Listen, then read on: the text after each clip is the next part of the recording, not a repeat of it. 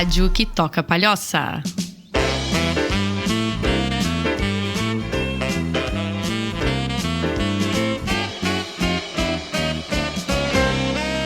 Sejam muito bem-vindos ao Elas Podem, um podcast feito por mulheres, não somente, e especialmente para as mulheres.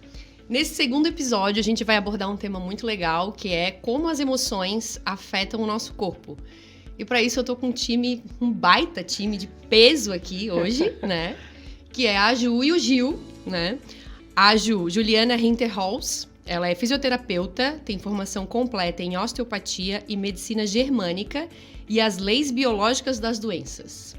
E o Gil é o Giovanni Aguiar, fisioterapeuta, tem formação em microfisioterapia, liberação miofacial e terapia corporal bioenergética. Um baita time, né? Então, eu queria começar primeiro agradecendo a presença de vocês dois, né? Dizendo que eu adoro o trabalho dos dois, confio super, inclusive eu sou paciente dos dois, né? E confio muito no trabalho de vocês. E queria que vocês começassem explicando brevemente, né? O Gil, o que é a microfisioterapia, e depois a Ju, o que é a osteopatia, né? Certo. Então, bom, a Carla já conhece o meu trabalho, o da Ju também, nós somos pacientes um do outro também. Então, a microfisioterapia é uma técnica que nasceu na França, né, na década de 80, e ela é uma técnica que tem por objetivo identificar e liberar memórias de eventos traumáticos, né? Tudo que a gente vive, todas as situações, sejam elas físicas ou emocionais, o nosso corpo de alguma forma vai registrar. E esse registro ele vai deixar uma memória nas nossas células. E essa memória vai fazer com que o nosso corpo entre num estado de proteção, de defesa, né? Então ele começa a se desorganizar, né? Se adaptar para se proteger de algo que ele entende como um perigo ou como uma ameaça. E a partir daí ele vai gerar um desequilíbrio nessas células e, consequentemente, uma disfunção. Então, a partir disso, a gente começa, através de toques bem superficiais na pele, identificar a localização dessas memórias, o que esse evento traumático pode ter gerado de desequilíbrio no corpo e estimula o nosso sistema nervoso a parar de se defender de algo que ele acredita que ainda está acontecendo.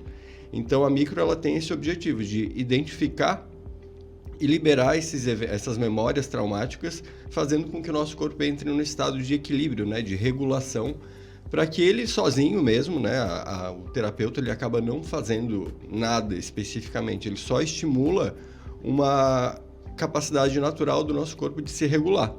Então, a gente estimula o corpo a entrar no estado de equilíbrio. Sim. Né, e, consequentemente, melhorar essas disfunções. Sim, só para ficar bem claro, é uma terapia manual, né, Gil? É uma terapia manual. Toques bem suaves. A gente usa exclusivamente as mãos, né? Então, e é um toque de terapia sutil. Então, é um toque muito suave, né? Que vai estimular o sistema nervoso, né? O sistema nervoso parasimpático. Mas isso é uma coisa que a gente não precisa entrar aqui, porque vai demorar muito para a gente falar e é um tema muito complexo. Mas a gente tem duas vias no nosso sistema nervoso, né? Uma que te coloca no estado de alerta, de sobrevivência, de luta e fuga, que deixa a gente agitado, tenso, nervoso, irritado.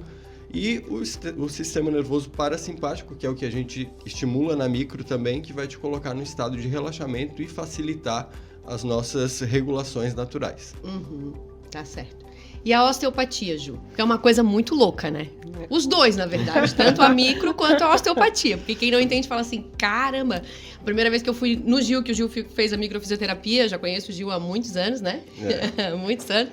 Te conheci no meu pior estado. No puerpério, né? Foi no puerpério. Eu tava com 45 dias, na minha pior fase. Eu parecia uma piava, grávida ainda, de 6 meses. A olheira aqui. Tava acabada. O Gil deu jeito em mim. Toda cagada. Toda cagada. E a Ju, e na época, né, eu fazia pilates com o Gil, e depois o Gil foi pra parte das terapias manuais, e eu sempre fui paciente. Então, a primeira vez que ele fez a micro, eu pensei, caceta, que doideira é essa? Mas depois eu vou contar um pouquinho da minha experiência, que é transformadora. E a Ju, a mesma coisa. O Gil me encaminhou pra Ju, e a primeira vez que eu fui lá, eu já tinha ouvido falar da osteopatia, mas eu nunca tinha passado por uma experiência. A primeira vez que eu fui também fiquei, meu Deus, que loucura. Porque também são toques muito suaves, e aí ela chega falando... Oi? Como assim? Como? Então, poxa, é um prazer, né, estar aqui primeiramente, né, com profissionais de ponta aí, então a minha querida aí Carla e meu querido Giovanni, muito obrigada pelo convite. As pessoas às vezes acham que a osteopatia, para quem conhece, já submeteu, fica muito atrelada, né, às questões de dores, né, dores articulares, os processos degenerativos, coluna, discais e tal, um ciático fora do lugar. Mas a osteopatia tem uma gama de possibilidade de acesso a vários sistemas que a gente consegue... procura fazer interconexões, né, desses sistemas em comum que podem ter relações com as doenças de vocês. Então, inclusive doenças comportamentais, né? E aí é onde a gente entra aqui no podcast relacionado a emoções e os comportamentos que levam a alterações no feminino. Então, o que é a osteopatia, né? Então, primeiramente, meu nome é Juliana Hinterholz, eu sou fisioterapeuta na primeira formação. E ao longo dos anos, a osteopatia me encontrou, não fui eu que encontrei a osteopatia, então foi um universo completamente distinto de buscas internas, enfim, que me levaram a essa formação.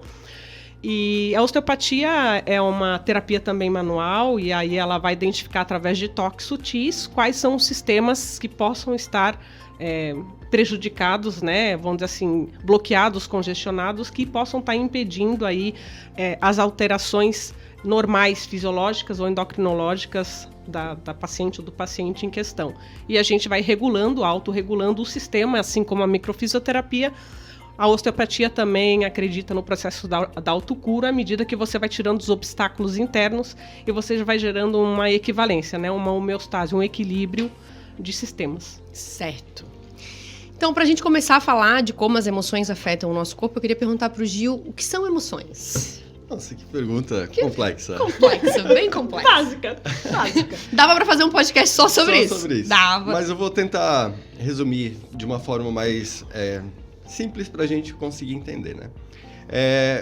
A gente tem que entender o nosso corpo e a nossa mente como uma estrutura só, para começar, né? Tipo, tem autores que já chamam a estrutura corpo e mente dessa forma, né? Corpo-mente. Porque não dá para dissociar a mente do corpo, porque um interfere diretamente no outro, né? São estruturas que se interrelacionam e se comunicam diretamente. Então, a mente, a partir do momento que a gente pensa alguma coisa, que a gente gera um pensamento, o nosso cérebro imediatamente começa a produzir neurotransmissores, que são moléculas que vão informar o nosso corpo do que está acontecendo no nosso ambiente. Então, ele vai te avisar, se defende, se protege, se adapta, luta, foge. Então, a partir disso, o nosso corpo vai gerar reações para se proteger, para lutar, para fugir, né? Então, o que são as emoções? As emoções são essa conexão, é o que a mente gera, né? E a partir daí o corpo se adapta e gera essas emoções. Então, as emoções elas acontecem no corpo, não na mente. Então, muita gente acha que a emoção é algo que acontece na mente, né? No cérebro.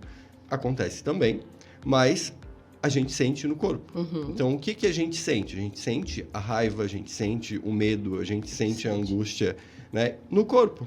Então, o que acontece quando a gente passa por uma situação de medo, por exemplo, de ansiedade? O nosso coração acelera, né? A gente começa a tremer, a gente fica com a respiração mais ofegante. Então, são sistemas biológicos que vão te movimentar para que tu reaja diante de uma situação. Isso é uma emoção. Ou se adapte, né, Gil? Ou se adapte, né? Sim. Então, às vezes, as adaptações que o nosso corpo faz para lidar com a situação que ele está se expondo vai gerar uma emoção, né? Então, essa emoção é algo que acontece no corpo. Entendi. Para mim era uma coisa mais... mental. Mais mental. E como que alguém reprimir as suas emoções, como isso vai afetar no nosso corpo? Essa é a grande questão, né? Porque a emoção é uma coisa natural, né, Ju? Perfeito. Tipo, a gente sente, a gente não tem como evitar. O nosso cérebro, ele vai gerar informações para o nosso corpo reagir a tudo que a gente está vivendo. Então, quando a gente reprime, bloqueia, tenta travar essa emoção, né, essa expressão da nossa emoção, essa repressão, essa tensão que a gente gera para não expressar a raiva, para não expressar o medo, para não expressar a alegria, para não chorar, para não rir, o que acontece? A gente se contrai, a gente se trava, né? E essa tensão crônica pode gerar bloqueios em vários sistemas do nosso corpo, né? Então, quando a gente tenta reprimir, quando a gente tenta segurar algo que a gente está sentindo, o nosso corpo ele vai tensionar. E essa tensão, cronicamente, vai gerar algum tipo de disfunção. Então, se a gente reprime muito o choro, se a gente passa por uma situação onde a gente teve que bloquear uma emoção, a gente vai gerar um bloqueio, que a gente chama de um conflito, né, Ju? Um conflito biológico, né? Que é uma diferença ali de reação entre o nosso cérebro primitivo e o nosso cérebro racional. Né? Então, a gente vai ter esse bloqueio por conta de uma sobrecarga que o nosso corpo viveu e a gente não quis expressar a emoção que foi gerada. Isso me lembra a minha primeira experiência contigo, com a micro. Eu tinha um bloqueio... Assim, o Gil vai fazendo a terapia, ele vai falando, tu tens um bloqueio em determinado órgão, e aí ele fala, inclusive, em quanto tempo isso aconteceu. É muito louco, gente. Aproximadamente... Muito bruxo. Tu tinhas... Faz ali a manipulação, tu tinhas 14 anos, e aconteceu isso, e tu sentiu isso. Ela gravou a data. Esse foi da última, né? 14 anos, cara, eu tô pensando nisso até agora. Aí, eu já fiz, sei lá quantas micros com o Gil, né? Eu sou toda bloqueada, começa a fazer ali, tens um bloqueio não sei onde. Mas, enfim, uma das coisas que afetou minha vida por muito tempo é que eu tinha... eu não sei exatamente, eu não lembro nem o que foi que gerou esse bloqueio, mas eu passei anos sem conseguir chorar. Eu não conseguia chorar. Não conseguia. E eu passei, alguns anos atrás, por um momento muito difícil da minha vida. E eu, assim, não que eu não chorei, mas eu devo ter chorado uma vez, duas. Eu queria chorar, eu queria colocar pra fora, mas eu não conseguia. E aí, uma das coisas que a microfisioterapia me trouxe, por isso que eu digo que é transformador, foi desbloqueou alguma coisa ali e eu consegui começar a chorar. Perfeito. E hoje eu choro até assistindo filmes, Gil. Ai, meu Deus, que amorzinho. Você é uma pessoa mais sensível, cara. Tu deixou, né? Mas eu acho que dá para complementar, assim, dentro do que o Giovanni trouxe e a tua experiência mesmo com a microfisioterapia, até para as pessoas entenderem, né? Primeiro que sim, não é a mente que produz apenas os estados emocionais. Então, o nosso corpo, ele reage desde a eternidade, na verdade, desde do útero materno. O que é isso, né? Então, assim, a gente percebe o nosso meio de uma maneira individual. Determinados... depende de como o indivíduo percebe determinadas situações que acometem ele não sabe o que fazer com isso. Então, muitas crianças em tenra idade ou comportamentos que são, na verdade, repetitivos através de gerações, acabam trancando determinadas emoções. Emoções são energias, são processos de energia, o que vai gerar sentimentos. Os sentimentos, eles são gerados a partir disso que o Giovanni acabou de falar, de neurotransmissores, através de uma bioquímica, né, cerebral e uma bioquímica corporal, vão gerar sentimentos de raiva, de nojo, de medo, né, de asco, de tristeza. Quando a criança ou quando o adulto tem uma dificuldade de expressar, por exemplo, choro, né, provavelmente pode ter tido experiências, isso é inconsciente, onde entra a microfisioterapia ou osteopatia para trazer mais para a consciência esses processos corporais que foram uma energia estagnada, que vão sabotar sistemas, que vão regular hormônios, que vão regular respostas para que você possa expressar, por exemplo, choro ou expressar raiva. Então, quando você não sabe como, vamos dizer assim, desovar isso em você, né? Como você fazer esse canal de liberação, é onde ocorre os processos de doença. Então, assim, você fala, eu sou toda bichada, né? Eu sou toda... Não é que é toda bichada. Tem coisas que, às vezes, as pessoas não precisam de alguém para poder conduzir ou enxergar ou ter uma perspectiva diferente sobre aquela doença, sobre aquele comportamento. Se você não chora, o que está estagnado dentro de você? Quais são as repercussões do sentimento tristeza sobre você? Porque pode ser muito individual. A sua percepção, talvez, de conter a tristeza pode ter sabotado os teus, sei lá, o teu aparelho gênito urinário feminino.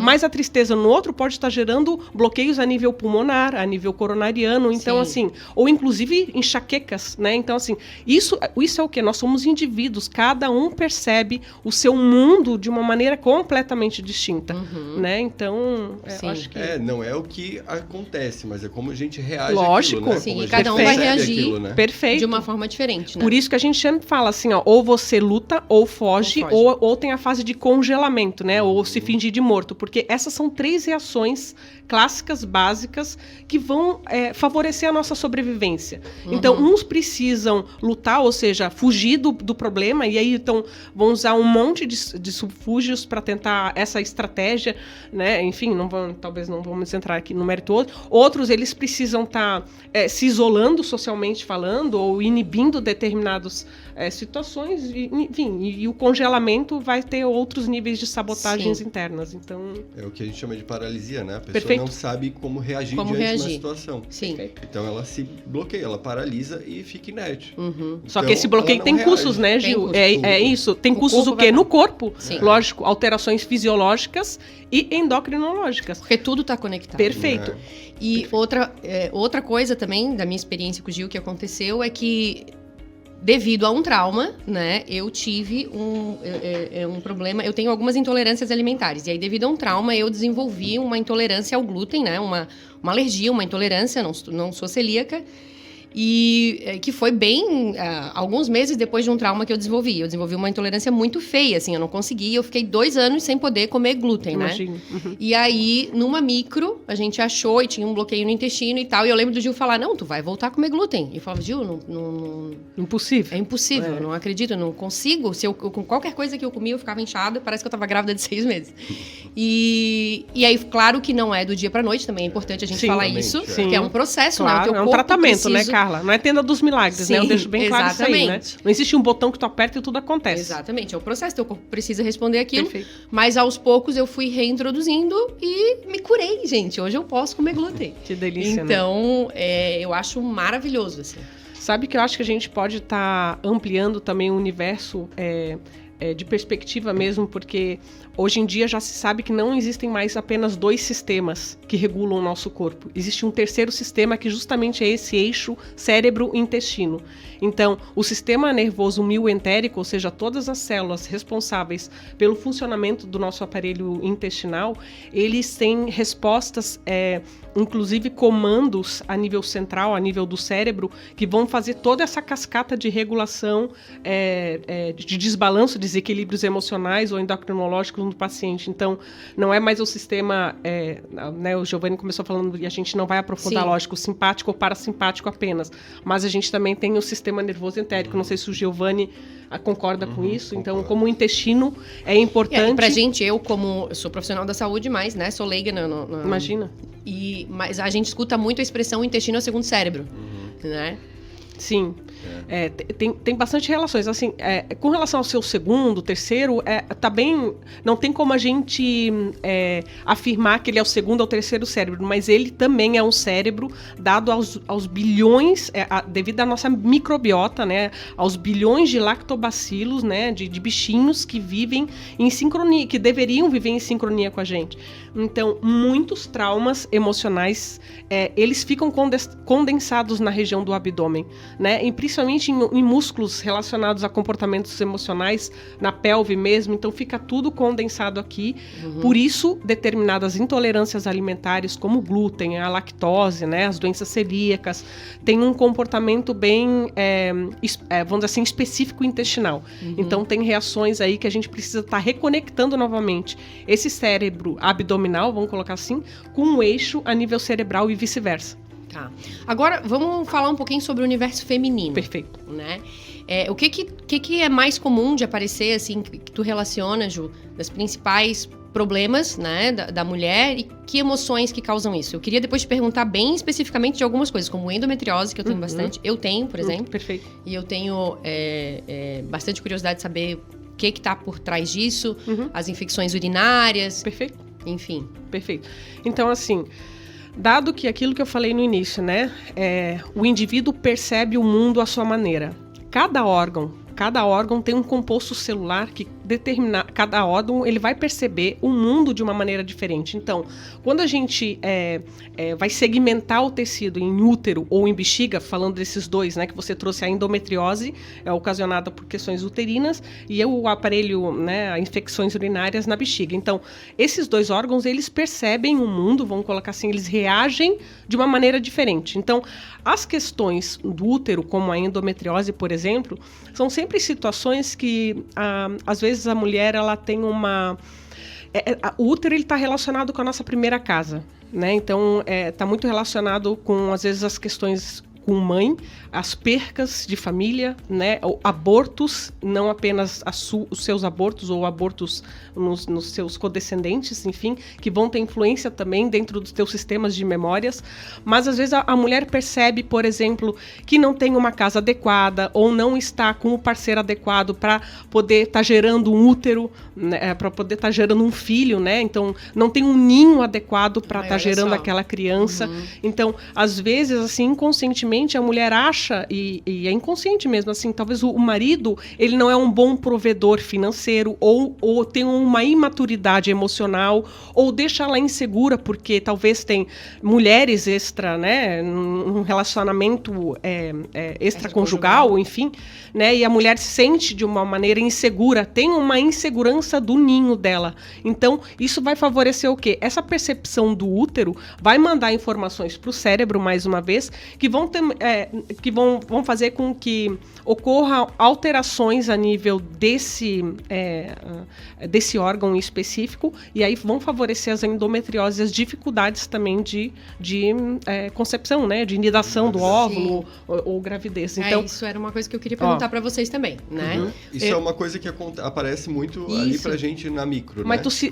Tu se identificou, desculpa, Gil, te cortar, mas assim, dentro dessas percepções que eu te trouxe, já que tu viveu uma endometriose, sim, você se eu me identifiquei com algumas coisas que tu perfeito, falou? Uhum. Várias. Perfeito. Tá vendo, gente? Então, assim, como tem relação? Várias. Tá vendo? Na verdade, é como tu diz, né? Vem desde o útero da mãe, perfeito, né? Perfeito, tá? sim. Porque sim. A minha história com a endometriose, até é legal a gente falar isso, porque tem muitas mulheres que têm e não têm o diagnóstico correto. Eu fui uma dessas mulheres. Eu acho que eu tenho endometriose desde que eu era muito novinha. Perfeito. Eu sempre tive um fluxo menstrual muito intenso, eu sentia muita dor. Pra vocês terem noção, na adolescência teve vezes de eu desmaiar no colégio. Imagina, de tanta coitada. dor. Não conseguia fazer nada. E foi piorando com o passar do tempo. E no final, era incapacitante realmente. De, assim, no primeiro dia de menstruação, eu não conseguia trabalhar. Nos últimos anos, antes de eu descobrir, eu ficava na cama. Eu não conseguia trabalhar. E aí, na verdade, quem fez o diagnóstico pra mim, eu trabalhava na prefeitura de Palhoça, no posto de saúde, e tinha uma médica, Camila, minha amiga hoje, e a Camila falou, cara, não precisa nem ver, tu tem endometriose, mas vai fazer um ultrassom aqui com preparo, tal. E aí ele viu que eu tinha. E o mais engraçado nessa questão agora é que, assim, eu passei, desde o início eu tive todo o apoio e tive médicos, e eu ia e... Normal. Não, isso é normal. Essa cólica é normal. Não é normal. Tudo é normal. Eu dizia, cara, não é possível que é normal. E não aí eu fiz o exame e... Meninas, não é normal. Não é normal. Tá? Não Você é sentir normal. dor, a cólica é comum, mas não é normal. Ser incapacitante dessa forma não é normal. Não é normal. Ai, meu Deus. Acho que ficou claro, não é normal. Não é normal. E aí, não só dor, né? A Anitta, por exemplo, o que ela sentia? Eu acho que ela tinha infecções urinárias de repetição por conta... da endometriose. Daí são dois conflitos distintos, né? A infecção urinária acomete a bexiga ou a uretra, e aí a endometriose é outra coisa. Apesar de serem órgãos que estão no mesmo segmento do corpo, né? Mas são completamente distintos. Mas são as células do endométrio que elas vão caminhando para diversos órgãos, né? Por exemplo... O meu foco... Desculpa te cortar. Não, imagina. Eu tinha uma dor que ela irradiava, né? E aí, daqui de cima eu sentia dor, eu não conseguia sentar. Sim. E aí, quando eu descobri, fez total sentido, porque o meu foco era no ovário, e era encostado num ligamento, sei lá onde, que levava lá pra baixo. Então, claro, daí quando doía aqui, refletia lá, né? Porque as células vão se invaginando e pode ir pra diversos locais. Assim, dentro da osteopatia, a gente acaba não tendo esse tipo de divisão, de migração, às vezes, celular, né? Sim.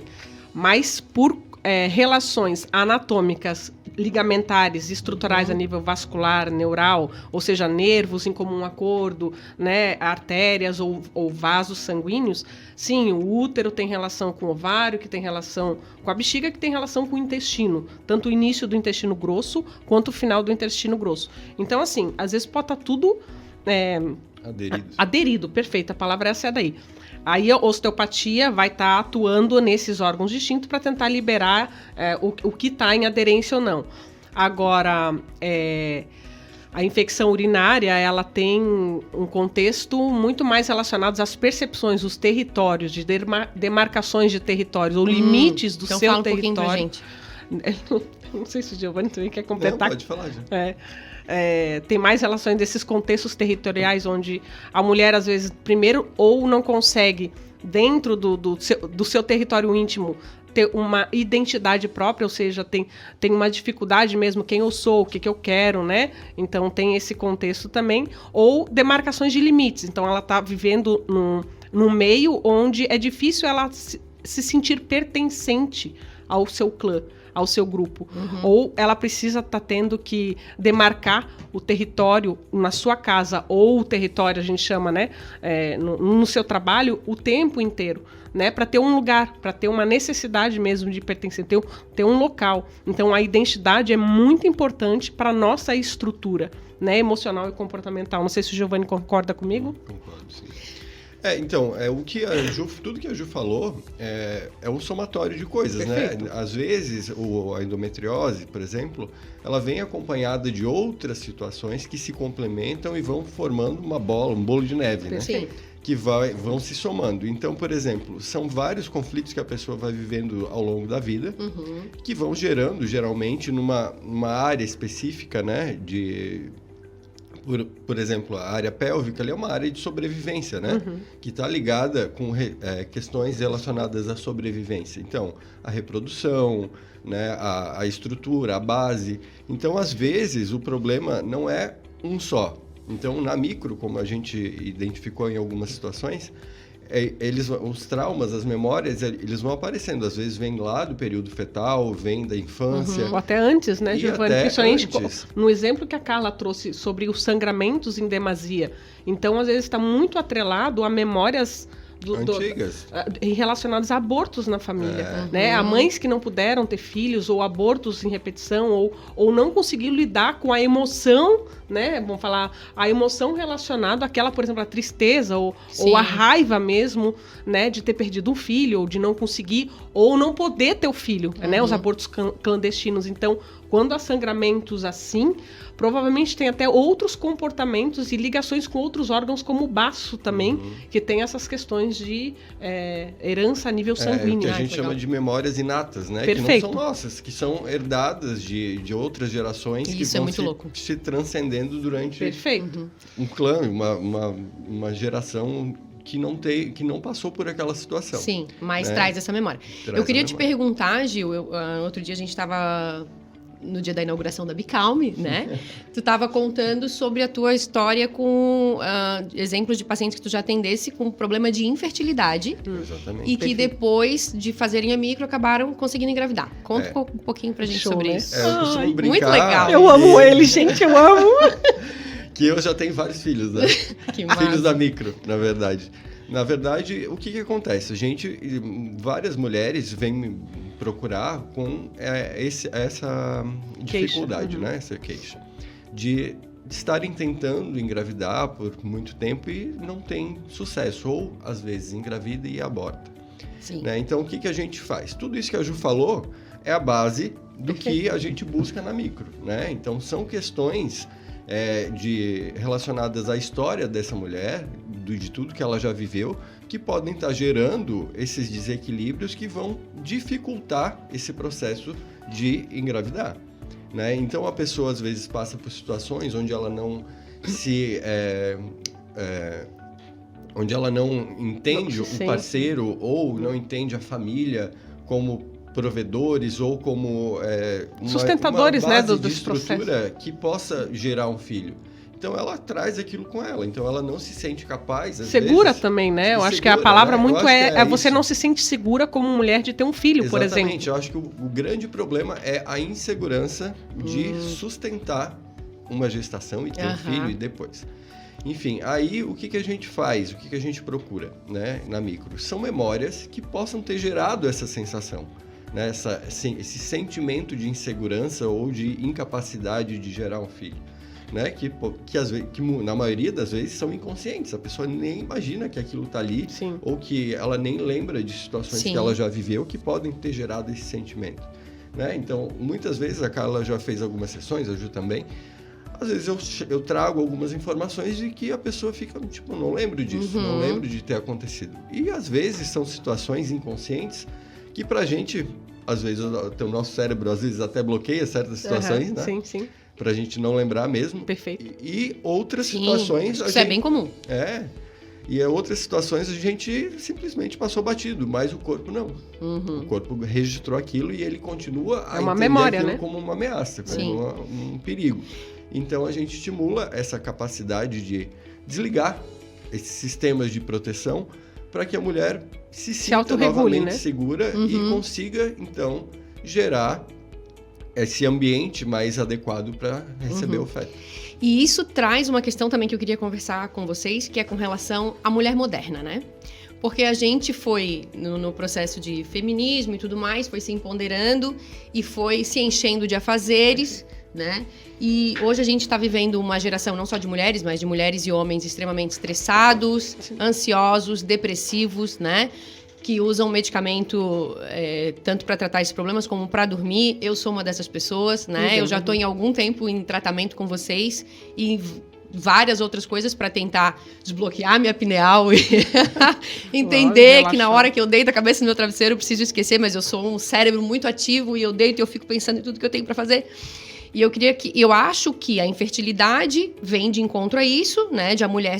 Primeiro eu tenho que trabalhar, primeiro eu tenho que estar estabilizada, eu tenho que estar bem na minha carreira, eu não vou ser mãe de malandro. E eu acho também, uma coisa que passa muito pela minha cabeça, é que acabou acontecendo um desequilíbrio na nossa questão de feminino e masculino. Perfeito. Né? E que quando eu fiz o meu tratamento com a Ju, a gente falou bastante disso, né? Eu sou uma mulher que tu não fala, tu é empoderada, tu é blá, blá, blá, blá, mas hoje eu sei que eu tenho um problema que eu tive que me construir assim, por tudo que eu vivi, foi a forma que eu achei de sobrevivência. As tuas experiências. Mas eu me construí uma pessoa que eu tenho a energia masculina muito forte. Perfeito.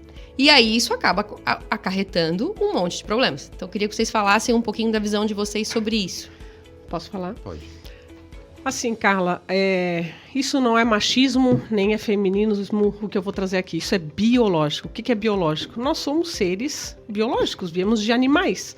Então, assim, um comportamento da natureza o macho, ele serve para prover a família. É ele que deveria trazer frutos da subsistência do todo o clã para deixar a fêmea tranquila e só cuidar das criaturas, das crias, né? Cuidar da casa, Sim. eu digo. Só que, lógico, nós somos seres emocionais também. A gente é diferente de um animal instintivo que precisa de caça, precisa comer. Essa alteração de comportamento do feminino ao longo dos anos para tentar se mostrar mais para o mundo e ter uma figura de importância ou de pertencimento para o masculino foi muito forte. Só que isso tem consequências. E assim como você trouxe, você é uma mulher extremamente feminina. A gente vê, né? Tem todo um cuidado com a pele, né? É bonita, é linda. Gosta de se cuidar, não, imagina. Mas tem um comportamento para o mundo muito masculinizado. Então você tem uma energia, a gente chama mais masculina, de fazer, de agir, né? De ter uma autoridade pessoal, de fazer acontecer. Então isso também, às vezes tem mulheres que vão no meu consultório Juliana, mas o médico não acha nada porque que eu não engravido. Eu não tenho endometriose, ou meu ciclo menstrual é normal, mas eu não engravido. Mas, assim, é presidente de uma empresa, né? Ela é a responsável por dar sustento à casa, é casada com o marido, mas o marido tem um comportamento mais feminino e ela mais masculina. Não que ela é mulher macho e ele é afeminado, né? Ou homossexuais. Mas não, é o comportamento mesmo, é o estado de... É uma energia, né? Perfeito, a energia dela vibra mais. Inclusive eu também, eu sou uma mulher com um comportamento mais masculino, apesar de ser feminino. Né? O meu desejo é por um homem, não é por uma mulher, né? Exatamente. Então a gente não está falando de desejo sexual. Perfeito, isso aí. Então, de energia sexual. É de energia. E isso também faz com que nós temos cérebros que regulam, né? Então a gente tem o nosso cérebro chamado emocional, que é o feminino, a gente diz, né? Que tem as produções mais do estrógeno, das características do intuitivo, do lar, do ninho, e tem um cérebro, que é a esquerda, mais operante na energia masculina, que é a da ação, do fazer, da execução, sabe? Da lógica, da linguística. Então, assim, às vezes há uma alteração mesmo de polaridades, de intensidades cerebrais, que também vão sabotar, né, a região pélvica, enfim, essas questões do feminino, de fertilidade e tal, nesse sentido. É o que a medicina chinesa chama de yin e yang, né? Perfeito. Exatamente. Então, são duas polaridades que existem, que uma delas predomina em todos nós, né? Então, às vezes, uma mulher pode ter uma polaridade mais masculina, mais yang, né? E um homem pode ter uma polaridade mais yin, que é uma polaridade mais feminina, né? Então... E uma coisa que acaba acontecendo, agora eu falando da minha experiência, que a mulher com a energia masculina é yang, né? A gente tem uma tendência inconsciente a atrair homens com a energia mais feminina. Apesar de a gente querer... A gente quer um homem com energia mais masculina do que a nossa. Mas a gente acaba atraindo... Entra num conflito também, Exatamente. Né? Entra num conflito. Um conflito de poder até. Imagina dois machos brigando dentro em casa, né? Exatamente. Aí a gente acaba atraindo homens mais femininos. Não quero, eu quero um machão, pô. Não, é isso aí. Também tem essa... Mas quando isso acontece... O que acontece? Não dá. O que dá? Acontece isso aqui, né, Gil? Fight. Fight. É embate. Então, aí é difícil manter um relacionamento, não é, existe gente? esse equilíbrio, né? Ou então, se tu quer atrair uma pessoa dessa forma, tu tem que mudar a tua energia. Sim, mas eu estou nesse processo. Estou nesse processo. Tipo, a gente consegue mudar a nossa energia? Eu acho que a gente consegue mudar a partir do momento que a gente percebe. Porque por muito tempo eu nem percebia o que estava acontecendo comigo, por exemplo, no meu processo. E eu achava massa eu ser assim.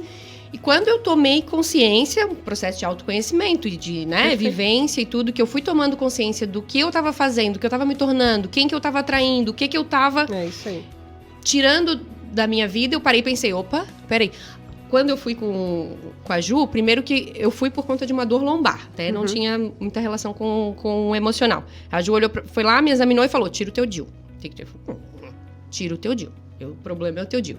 Eu fiquei meio assim, tirei o DIU, né? E resolveu o problema. Naquela época eu acordava e ia dormir com dor lombar. Hoje eu não tenho mais. Foi embora. Mas fora isso, a gente trabalhou muito essa questão do feminino e masculino. E Principalmente era a tua bexiga, né? Eu lembro que você primeiro veio pela tua lombar, e aí tinha uma relação dentro da minha avaliação com o DIU, e mais depois foi a infecção urinária, eu até talvez, candidíases, eu não me lembro.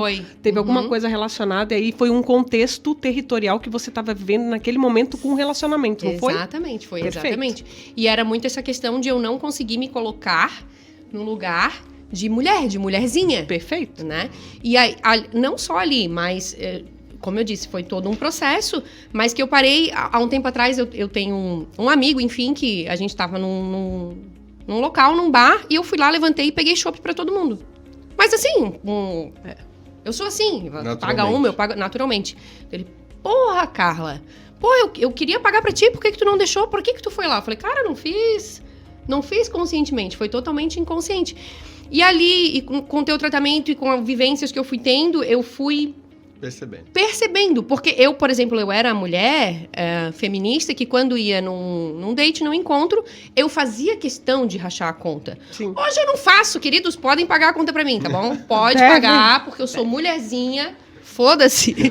E eu consegui me colocar no lugar e aceitar ser cuidada. Porque eu acho que eu nunca tinha aceitado ser cuidada. Essa é a energia do feminino, né? Você aceitar ser cuidada. Então, você Exatamente. tá mais Receber, passiva do que ativa, né? E eu passei muito tempo num relacionamento em que eu cuidava muito. Que tu dava mais do que Eu dava recebia. mais do que recebia Carla, e eu não por aprendi a isso que aceitar.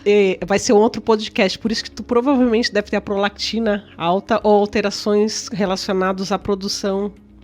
Eu tenho desde... Eu comecei com a prolactina alta na época da faculdade, no A final gente vai da falar um faculdade. outro podcast sobre A amamentação prolactina. vai ser um baita, cara. Só sobre a amamentação que a gente tem uma história grande, né? Eu tive um problema muito grande com a amamentação, porque eu produzia muito leite. Sim, perfeito. E eu não entendia. E quem me falou foi uma técnica Por isso de que você paga amamentação. chope pra todo mundo. Você tem que produzir bastante Eu coisa. tenho que produzir bastante. É, isso aí. Você tem que alimentar todo mundo. Olha só, que loucura. É um conflito de produção mesmo, de poder sustentar teu grupo. E outra coisa que a técnica de amamentação que me ajudou na época, ela fez reiki um de mim. Ela falou, posso fazer reiki? Eu tava lá quase morta, né? Com mastite, drenando pus. Eu falei, querida, faz o que tu quiser. Eu nem sabia o que era reiki na época. E ela fez e ela falou assim, eu acho que o que aconteceu contigo hoje faz muito sentido isso. Porque eu tenho prótese, né? Uma pequenininha, mas eu tenho. Eu não tinha peito nenhum, eu era reta. Então, e eu sempre quis muito amamentar. Sim. E aí eu acho que eu botei tanto na minha cabeça a minha vida inteira que eu quero amamentar, eu preciso amamentar, eu quero amamentar, eu preciso amamentar, que eu fui botando tanto isso ali, que quando eu engravidei também, eu fiz uma super produção, né? De tanto que eu estimulei mentalmente que eu precisava. Eu já tinha um desequilíbrio com a prolactina e aí eu tive muito problema. Sim. Mas isso é tema para Isso aí, essa questão da percepção, é aquilo que a gente estava falando, né? Tipo, todo mundo tem as duas energias, os dois polos. Perfeito. Eu tenho o masculino, eu tenho o feminino. A questão é, qual que eu fortaleço mais? Qual que eu alimento mais? Né? A Carla sempre quis ser essa mulher empoderada, não sei o quê. É o equilíbrio, né, Gil? E o que entre as duas que forças. aconteceu? Cresceu. Isso se prevalece. Só que a partir do momento que tu tem essa percepção, que tu conhece, e aí entra a microfisioterapia, osteopatia, psicologia, todas as técnicas que vão te ajudar a se autoconhecer, vão te fazer perceber esses desequilíbrios. E aí que tu tem a capacidade de, o que eu quero alimentar mais, como agora tu fez, né? Tipo, agora eu sou a mulherzinha, agora eu quero aceito. ser mulherzinha, gente, eu aceito, tá? Então, é isso. Aí as coisas vão entrando num equilíbrio, a Sim. partir do momento que a gente toma consciência. Toma consciência, e aí tu consegue ir mudando Exatamente. comportamentos. É exatamente Eu sempre falo assim uma frase, né? O conhecimento é poder. Então, Exatamente. quanto mais você tiver profissionais que possam estar gerando consciência para as tuas mazelas, para os teus desequilíbrios, mais fácil, ou seja, mais poder você tem sobre você e sobre a sua doença. Então, essa seria uma dica-chave, né? Então, assim, se você está dando murro em ponta de faca, só no exame ou só indo na medicina convencional e nada contra, tem que fazer isso, mas não tá dando resultado, cara, parte para um plano B, sabe? Hoje em dia a gente tem estratégias, recursos como a microfisioterapia, a osteopatia, não mais a osteopatia convencional, que é só manipulação de coluna e tal, né? Então, assim, a gente tem a terapia mesmo, constelação sistêmica familiar, Sim, apometria, sim. que vão gerar um campo amplo, sistêmico, né? E de visão de integração de sistemas sobre Porque você. nós somos seres muito complexos, né? Não tenha dúvida. E não adianta a gente querer olhar só por uma visão, que eu acho que esse foi o problema, é o problema da medicina ocidental, né? E eu da odontologia, a mesma coisa. A gente olha por um ponto só e quer resolver. Não é assim. O ser é uma complexidade Não muito tenha grande, eu acho. dúvida. E o trabalho de vocês é isso. É olhar o todo, a integrar. A gente tenta não segmentar a Sim, pessoa, né? não dá, Tipo, né? A gente não trata mais hoje dentro da fisioterapia que a gente trabalha, da linha que a gente trabalha, a gente não segmenta, a gente não trata mais um ombro, Sim, a gente não exatamente. trata um joelho. A pessoa Né? não A é gente um trata uma útero, não é pessoa. um bexiga, não é Não um é uma ombro, não é uma boca. coluna, né? Não é Não é uma uma boca. hérnia de disco em L5-S1. É. Cara, o que tá acontecendo, né, pra E o isso? que tem por trás, né, disso Ai, tudo. cara dele. E a gente falando agora Ele tem. dos compartimentos. O problema dele é outro. Eu lembro do bruxismo, né? Porque eu, como dentista, e a gente tá vivendo uma época que, meu Deus, eu sou dentista há 13, quase 14 anos. Sempre vi bruxismo, sempre teve bruxismo. Mas como a gente tá tendo agora, nunca. Criança, adulto, praticamente todo mundo é raríssimo alguém que entra no meu consultório que não tem bruxismo. Inclusive, ontem eu atendi 2 crianças com desgaste em dente permanente já por conta do bruxismo. E o bruxismo também é um problema multifatorial, que a odontologia por muito tempo trabalhou sozinha. Hoje, graças a Deus, a gente já tem a visão mais integrativa e sabe que é causada por N fatores, a ansiedade conta muito, o estresse é uma série de fatores, a questão muscular toda envolvida. Então, chega paciente para mim, eu já mando pro Gil, vai lá pro Gil te liberar. Principalmente raivas contidas, Isso, né? exatamente. Quanto que as pessoas em pandemia tiveram que se conter, né? Sofreram opressão ou abusos sexuais, abusos físicos mesmo, crianças. Então, assim, o bruxismo, ele tem esse comportamento de raivas contidas, tem muita relação com o fígado, né, Giovanni? Fígado e vesícula, que contém essa raiva. Então, é uma energia que vem, você não pode desovar, chega de noite, você resolve o conflito, vamos dizer, essa percepção, porque você entra em sono profundo, e aí você tem os travamentos, o bruxismo acontece muito maior à noite. E trava muito, e destrói. É repressão, aquilo que a gente falou lá no Repressão. início. Repressão. A gente reprime aquilo que a gente está sentindo. Principalmente a então, raiva, às né? vezes a raiva, a expressão mesmo. Eu quero te falar alguma coisa que eu isso não aí. gostei. Não posso me defender. Eu não posso falar. Né? Então eu isso travo a minha mandíbula para quê? Para que essa expressão não venha. Você contém a energia da emoção da raiva, né? E aí o que acontece? A gente ganha uma tensão, uma cronicidade, uma couraça muscular nessa musculatura da mandíbula e aquilo se cronifica. Aí quando a gente tenta relaxar à noite, a gente não consegue mais. Não consegue. Então a gente mantém essa pressão né, por muito tempo durante a noite. E isso também tem relação com o excesso de luz que a gente está exposto, né? Sim. A glândula pineal... Ah, sim, com certeza. Também. Ela é uma glândula que Perfeito. capta a luz, né? Por quê? Porque quando ela percebe que a luz está baixando, ela já vai começando a produzir a melatonina, que é o hormônio que vai te induzir ao sono, e ela vai baixando a tua frequência e vai te relaxando. Só que como a gente está exposto constantemente a telas, a luz, a excesso de luz, a glândula não entende que aquilo já está na hora de ela começar a produzir a melatonina, então ela não produz. Então tu fica alerta, tu fica ligado, tu fica tenso por muito tempo antes de dormir. E até por isso que está acontecendo também tantos casos de bruxismo em crianças, né? Muito. As crianças não porque podem excesso se de tela. defender, né? Ou não pode defender a mãe, né? Então, assim, é isso. Ou não pode defender o irmãozinho, porque o pai bate, ou a mãe bate, ou é xingado, é oprimido, né? Então, assim, é contrariado o tempo inteiro. Existem então, essas questões também, mas tem muitas crianças que não passam por essas situações. Não, tem outras. E tem o excesso de telas, por exemplo. Tem né? até do celular, como você falou. Então, Sim. as crianças estão o tempo inteiro em celular expostas, e faz né? com que a glândula pineal, ela não relaxe nunca. Sim, E expostas a muitas informações que a gente não tem controle, né? Justo. Então, isso é uma enxurrada de estímulo para o corpo de uma criança que ela não tem como ela nem sabe como expressar. Perfeito. Exatamente. Então, ela Trava. tensiona. Gente, a gente teria assunto para falar mais 50 podcasts. A gente abriu uma caixinha de perguntas, eu vou escolher só uma pra gente fechar aqui, tá? Pra gente falar. O Gil recebeu uma pergunta que foi a seguinte: como o falecimento de um ente querido influencia muito no nosso organismo? Pode falar, Gil, que eu acho que essa área, eu acho que tu tem mais embasamento. Assim, pode ir, como mais uma vez, né? Eu não sei de que maneira que você percebe esse falecimento, né? Então, assim, às vezes você tem uma dificuldade de perca por apego. Então, você pode estar, talvez, não sabendo lidar com essas questões de apego no seu dia a dia. Então, eu sugiro de verdade, se isso está difícil para você procurar um profissional, um terapeuta, um psicólogo, para ajudar a conduzir esse processo de luto, né?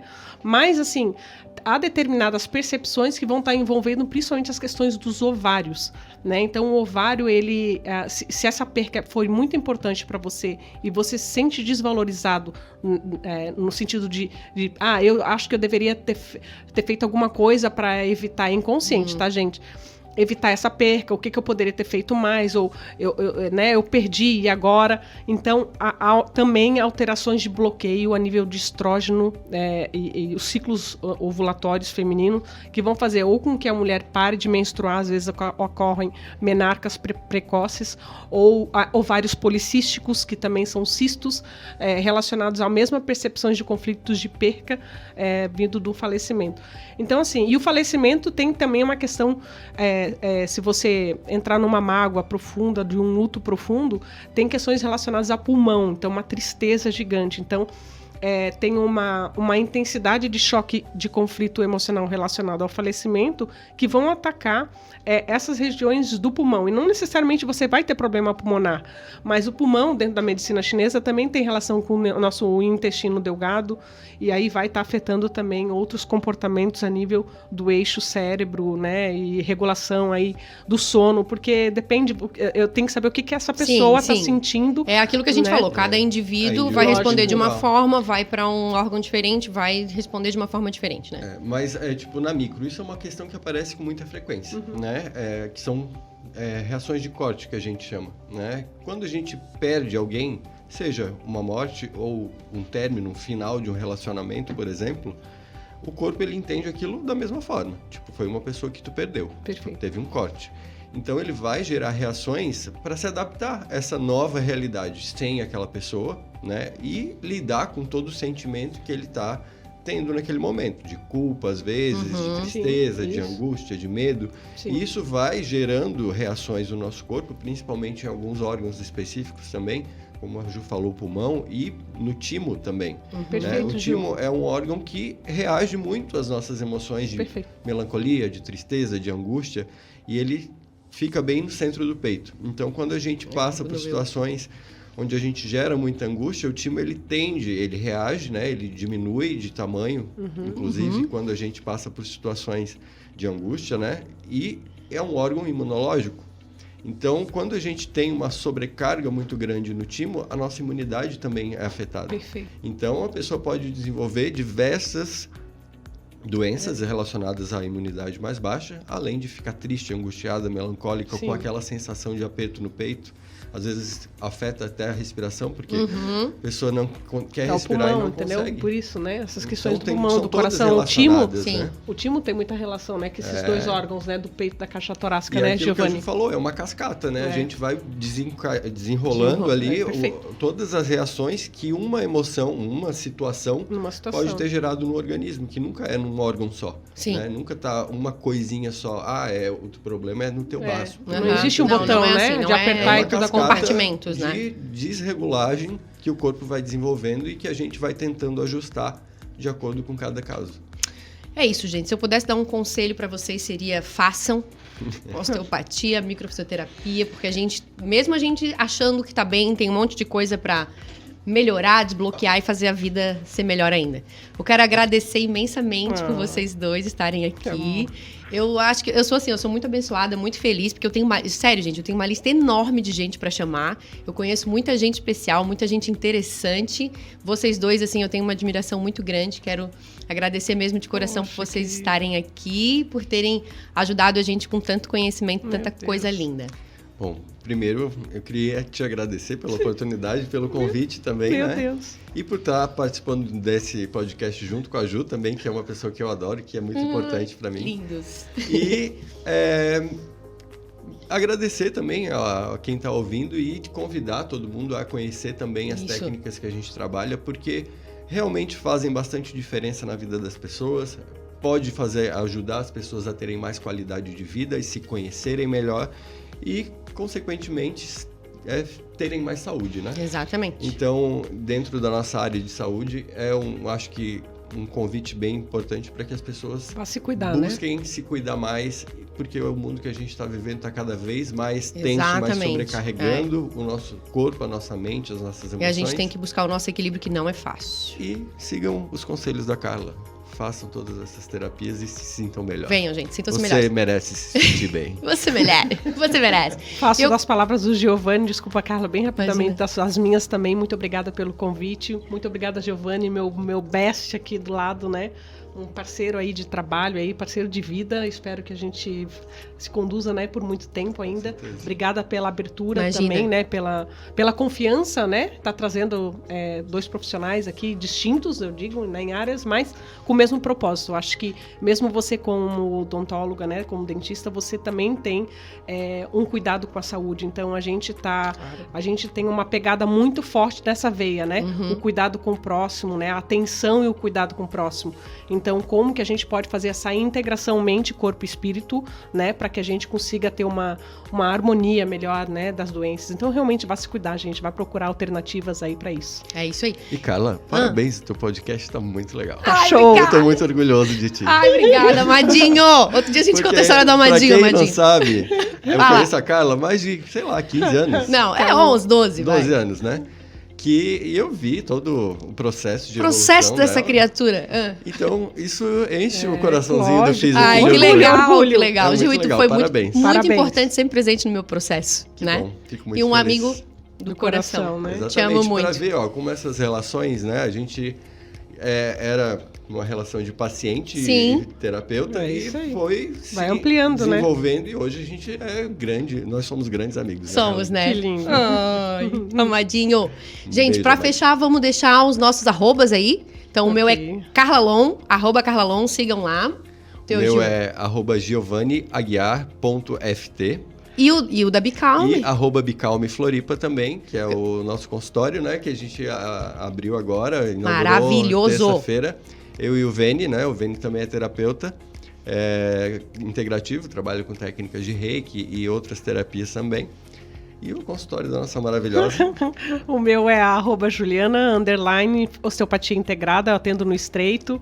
Enfim, né? Tô aí à disposição aí, se eu puder ajudar. Estamos aí, gente. Muito obrigada, um beijão e até o próximo episódio. Tchau.